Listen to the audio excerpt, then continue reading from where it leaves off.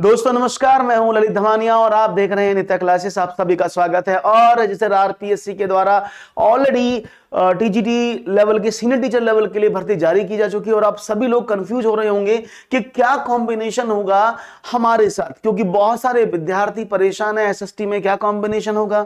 बहुत सारे परेशान है, हम साइंस टीचर बनेंगे तो कॉम्बिनेशन क्या होगा, गणित टीचर बनेंगे तो कॉम्बिनेशन क्या होगा। इन सब के लिए ये वीडियो अगर आप देख रहे हैं तो आपके लिए वीडियो जरूर बना है, तो अंत तक बने रहिएगा। मैं हर सब्जेक्ट का कॉम्बिनेशन आपको बताऊंगा और कैसे आप अप्लाई करेंगे इस पर भी हम डिस्कशन करेंगे। किस कॉम्बिनेशन में अगर आप जाना चाहते हैं तो बने रहिए। आरपीएससी के वेबसाइट पर नोटिफिकेशन जारी हुआ जिसके अकॉर्डिंग बहुत ही प्लीजेंट वे में आपको बताया गया है। तो चलो शुरू करते हैं। बता दें आपको, अगर ये आपको विजिबल है तो I think it's visible to everyone, तो मैं इसको यहां थोड़ा सा आपको बताना चाहूंगा और समझिएगा।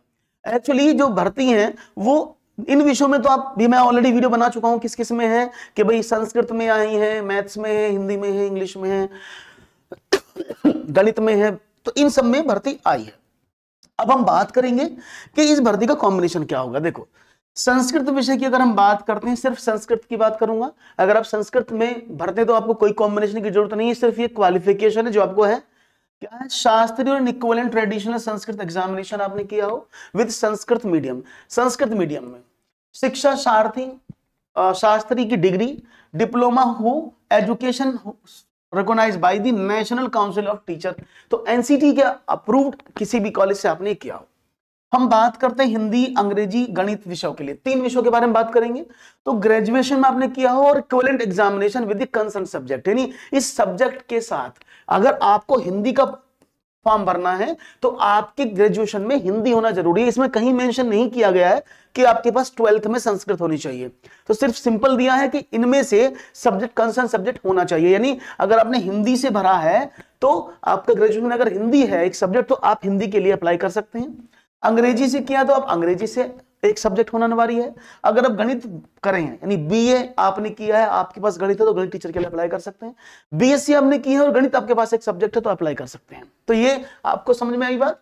तो डिग्री और डिप्लोमा होना चाहिए एनसीटी के द्वारा अप्रूव। सॉरी, विज्ञान विषय के लिए अगर हम बात करते हैं, साइंस टीचर की बात करें तो ग्रेजुएट और equivalent examination with at least 2 of the following subject. यहां पर थोड़ा समझिएगा, 2 ऑफ द फॉलोइंग सब्जेक्ट बोला गया है। इसका मतलब क्या है?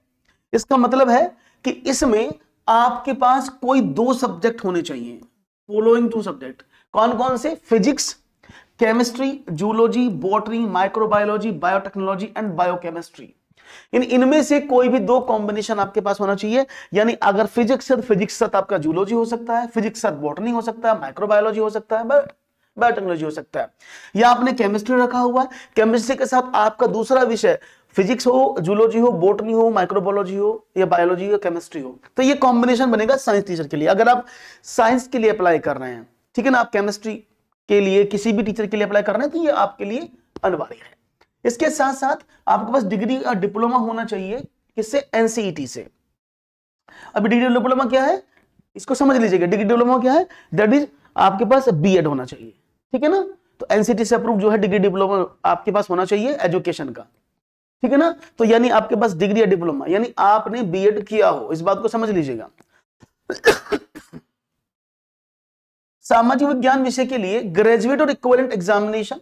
अब देखो, अब हम एसएसटी के बारे में बात करेंगे। अगर हम एसएसटी के बारे में बात करते हैं तो ग्रेजुएट और equivalent examination with at least 2 of the following subjects as optional.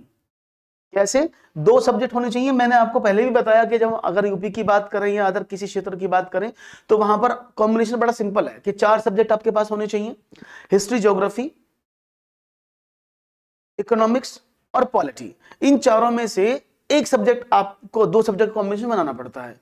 और कहीं ये रूल भी होता है कि आपके जब आप फाइनल में हो तो एक सब्जेक्ट आपके पास हिस्ट्री, ज्योग्राफी होना चाहिए। लेकिन यहां पर आरपीएससी ने ऐसा कुछ नहीं कहा। उन्होंने कहा है कि कोई 2 सब्जेक्ट आपके पास होने चाहिए, history, geography, economics, polity science, sociology, public administration, philosophy.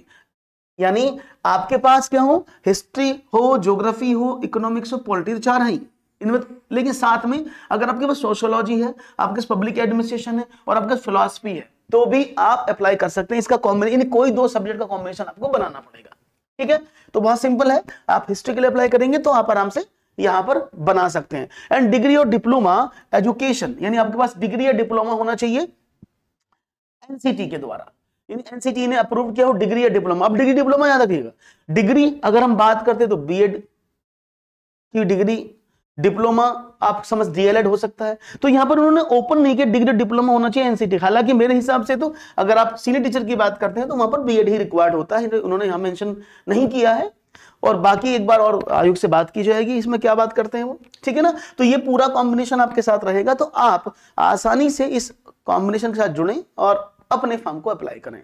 तो आपको अगर हो सकता है, मैंने पूरा कोशिश किया आपको समझाने का, अगर चीजें समझ में आई हैं तो इससे अच्छी बात नहीं, और कोई भी क्वेरी हो तो आप मुझे कमेंट सेक्शन में कर सकते हैं। Thank you very much. और एक बात, ये फॉर्म जो अप्लाई हुए हैं ये सिर्फ राजस्थान के लिए नहीं है, ये किसी भी निवासी यानी देश का कोई भी निवासी इसका अप्लाई कर सकता है।